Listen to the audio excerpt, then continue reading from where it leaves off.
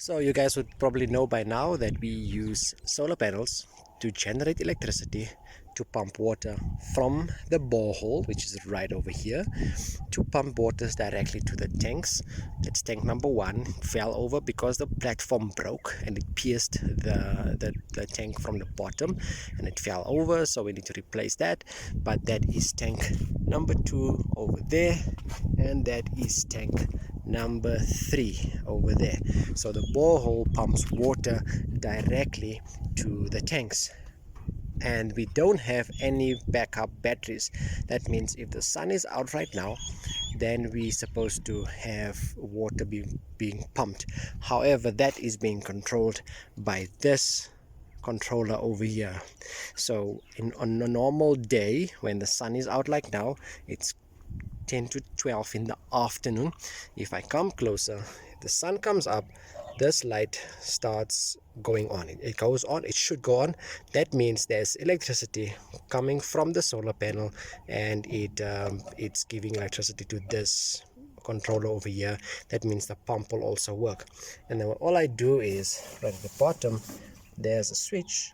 Right now it's off. If I switch it on, it's supposed to be pumping, and then right over here running, it's supposed to go on here, and that means that the water is now being pumped. The pump is on, it's pumping water to either tanks, however we set it. Problem is, let me switch this back, the light is off. That means there is no electricity coming from there.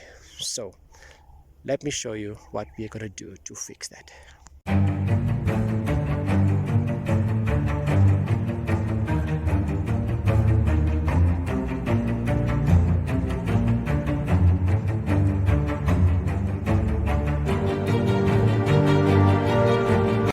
Sabanang tumelang mulweni abusheni di macharoni. Assalamu alaikum, namaste, good day, goeiedag. Awe masakanders, my name is Winston and welcome back to my channel, Bushies wat Boer. On this channel we discuss everything relating to small scale farming and those small projects that you can do yourself, save on some money and enjoy the fruit of your labor. And in today's video I'm going to give you another DIY video, and we are talking solar panels. So as previously explained, we are not getting electricity from that solar panels to pump water from that borehole into our tanks. And I've done some troubleshooting. Let me show you what I have found. Right here we are behind the solar panels over there, and the last time I got somebody over here to give me a quotation in order to because the solar panels right here, let me explain to you again. The solar panels over here is just to provide electricity for that borehole, and we pump the tanks full, and then we use the water in the tanks for like 2 to 3 months. That means electricity that could have been generated just sits dormant. It's not being used at all. We can use this for something else, which means now I got a quotation, asked for a quotation to use this electricity while we are not using it to pump water to the tanks. Let's have a backup system to give electricity for this outside buildings over here. That in that way we can use these buildings for chickens. As a matter of fact, I want to do a reptile room in here. My wife doesn't want me to keep snakes in the house, so I'm going to use one of these rooms to do my reptile room, and also it's going to be from part of Bushy Pet, so stay tuned for that. Now that's what we've done, and the one thing that he mentioned to me is that these connections that these guys have done over here, that is not the right connections that you're supposed to use. And when we came here and he showed me that this one was actually making sparks and it was still working, and then we found out that it is no longer working. And you know why? Because there are some loose wiring. So today and the dogs were here because, as you can see, I dug a hole because this blue wire was detached. Let me just go over there. This blue wire was detached and I've dug a hole to trace it, and there's the blue wire sticking out over there. So I need to fix this wiring over here. So obviously I had to trace and see what's happening and what these guys have done. And what I've seen they've done was 3 panels that comes with boxes over there, right? There's boxes behind each panel. The one on the left, that's a minus, negative, because it's marked with a minus sign, and this one is a positive. There's nothing written on it, and it goes for all three of them. So what they've done was, I'll put the system, I'm not sure, is it a parallel system, but they use negative to connect to positive, negative to connect to positive, and that positive runs all the way to that one, to the blue wire that was loose under there. And then this black wire here comes from there. It goes, remember that those two cables, negative and positive, goes to the controller. And this black cable that's loose, this is supposed to connect over here. But now today's video, I want to show you what connectors you're supposed to use and how they work. So this is the correct connectors to use, and they are called MC4 connectors. I bought 5 pieces. It comes separately in a banky like this, and when you open this, you will find 4 pieces in there. You will get 2 black pieces, female, male. That is because, remember, male goes inside the female. I'm not going to clip it because I don't have the tool to take it out. I just felt that I'm not going to buy the tool because I'm not going to use this very often, right? So then you have 2 silver pieces, and the way you can distinguish the two, usually males are bigger than females. That means this is the male and this is the female. This means this goes with the male and the female goes with the female together like that. Now let me show you how to connect it. Alright, so it is a windy day today. It's August in South Africa, Johannesburg, and you will know by now that August is a dusty and windy month in Joburg in South Africa. So what I'm going to do is I want to start with this one that sparked, that gave me the sparks, right? So I want to do, I was going to cut this off right over here. Okay.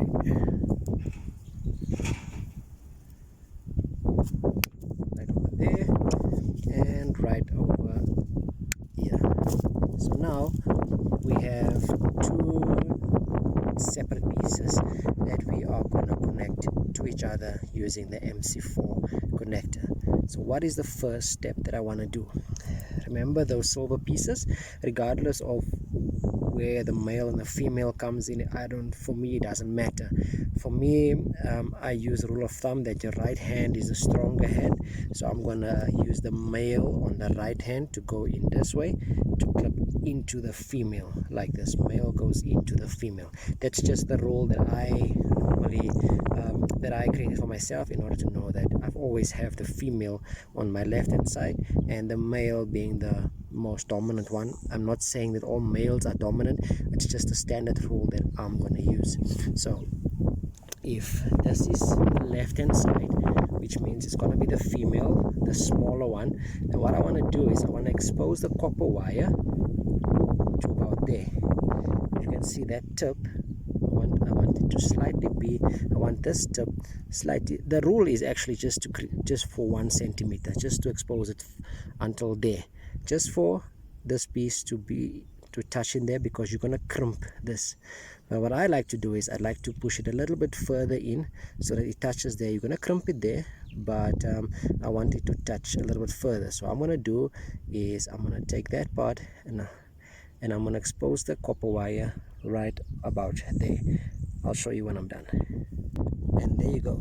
Now for the professional guys, they will use wire strippers, the normal tool. I'm more conventional. I actually forgot my blade in the garage. It's a bit far, so I use this hacksaw, the hacksaw blade, yeah, just to cut it open. And I have exposed this wire over here. What you want to do now is you want to just put this in there.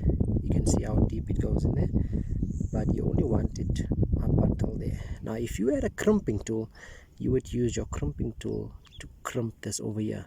Again, I'm not a professional. I don't have a crimping tool. So what I do is, old school, I use my long nose pliers to do that. Okay, and then what I will do is I will just take the one and bend the one side over like that, and then I'll take the other one and then I'll bend the other one over there, and then I give it a nice squeeze, nice tuck. Now you can see I'm pulling it out and it is stuck in there. Alright, normal long nose pliers, no crimping tool needed. There you go, and there you go, it's stuck in there. That's step number one. So what I'm going to do is now I'll show you how to do the female, how to put on the female. So now that you have this ready over there, now you can use your female connector, and you want to unscrew this part over here. This is almost like how you would connect your, there's a small little PC inside. Just don't forget, it should not come out, don't lose it, right? So similar to how you would connect your hose pipe, you want to put this part over there first. All right, you want to put it over there first, like that. All right, and then you have this part over here. Then you have to do this, because once you put this over, it's gonna click and you will not be able to take this out to put this back in there. So you want to do this, put it in there, and you will hear a click. Let's see. Up.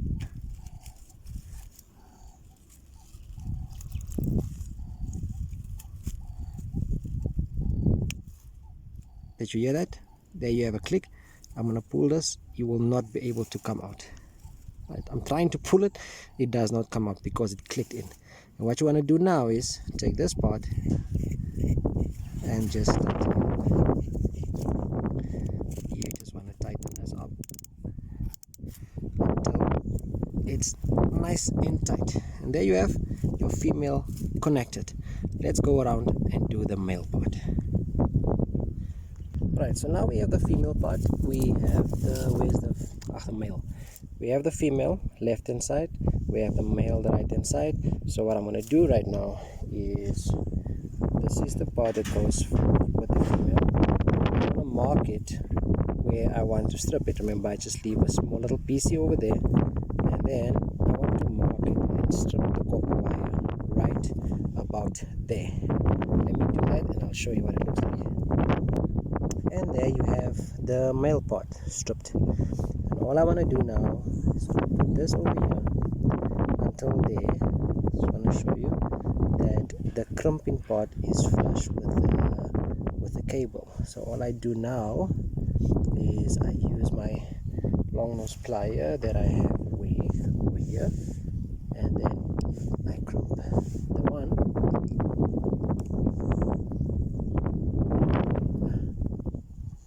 Sorry, I want to be able to show you what I do. One side first.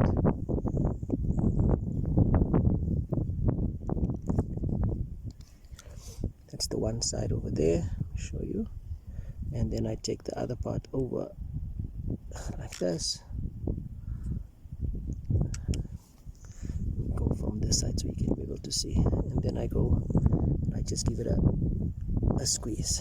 And then you are not supposed to take this off like this over there. So once this is up, let's put on the male connector. So again, this is the male connector, and you want to unscrew this part over here. Remember, there's a small little thingy inside, don't lose that.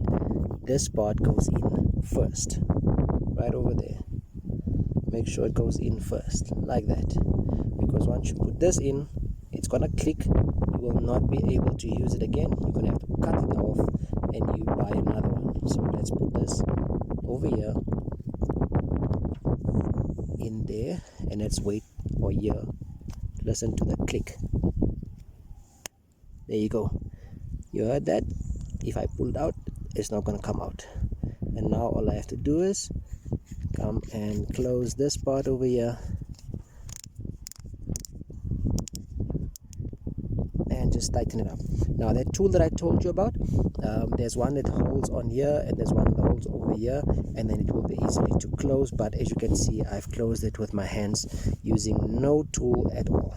And now, since male is fixed, female is fixed, all you can do now is, oops,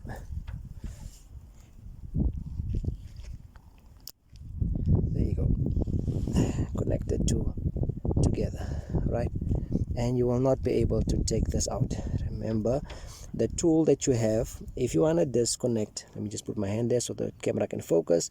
The tool that it comes with has 2 points that slots in there, and that trigger over there and this one over here, it will squeeze it together, and then you will be able to pull it out. Or you can just put some small screwdrivers in there, flat screwdrivers, put that in there, and you will be able to take it out. So that's how you connect an MC4 connector. Let me go around and do all the other connections, like this one over here that looks very dangerous. Let me put it like this. They even soldered it. I'm gonna fix this one, and I'm gonna fix the others, and then we'll see if the pump is gonna work again. So there you have it. I only bought 5. There's 1, there's 2, there's 3, there's 4, and there's 5 right in the hole over here. That's 5. I need to buy one more connector because there is one more over here that I need to fix, and then we have all the correct connectors. So now you know how to connect it. Let's see if it actually works. Let's go to the panel, and what we want to see is a light. The power light must be on. Let's open here, and there you go. Power light is on. Next step, let's see if it's gonna work. Let's pump it up. So I'm gonna flip this switch over here. The running light must come on, and we need to see water. Let's flip this. Light is on, and now we wait for water. I know the pipe has burst here, so you can actually hear water pumping. Water. There you go. So this is another pipe that I need to fix here because it has a hole there.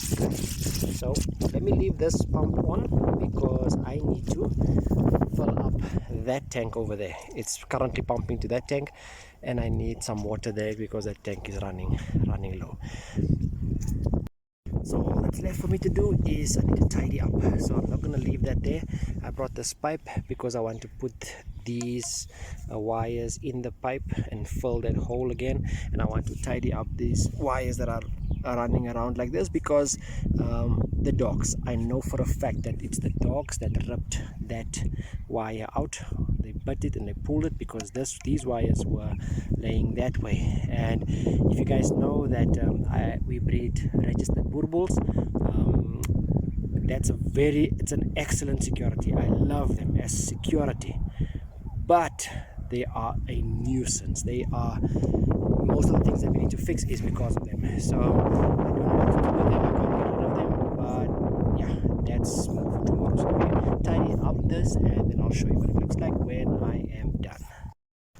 Alright, so there you go. I just tidied it up, tried to tie it as close to the panels as possible, no wires hanging around.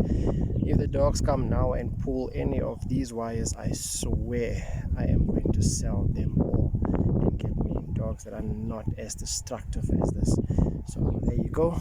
Now you know how to tie a MC4 connector. And that's it. The last thing I need to do is I need to take off these wires because, as you can see, it creates a shadow on the solar panel, and there's like 1, 2, 3, 4 of them, and any shadow on a solar panel reduces the electricity that is generated. So I'm going to go around and just snip and just snip and just snip and snip.